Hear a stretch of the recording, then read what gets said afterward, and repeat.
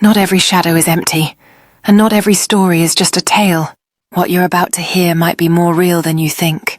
In a small village on the edge of the dense Ntambo Forest, there was a belief that the ancestors sometimes spoke through the wind.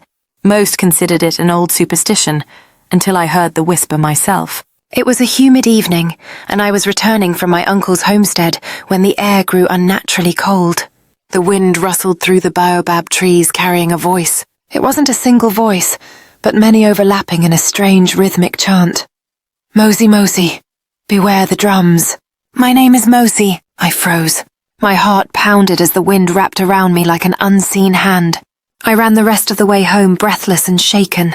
That night the village drums, usually silent except during ceremonies, began to beat. Slow, deliberate, hollow. My grandmother sat up from her mat, her eyes wide and fearful locked on mine. They've chosen you, she whispered.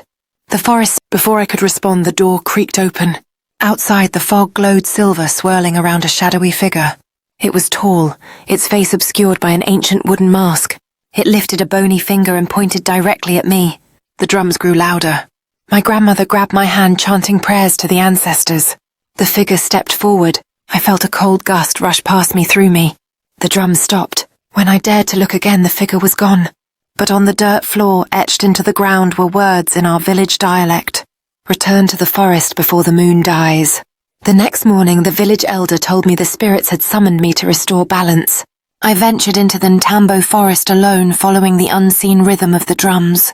At the heart of the woods, I found an ancient shrine, overgrown but pulsing with energy. I knelt and whispered a prayer of peace. The air shifted. The cold lifted. The spirits had accepted my offering. I returned home that evening. My grandmother smiled in relief. The drums never played on their own again.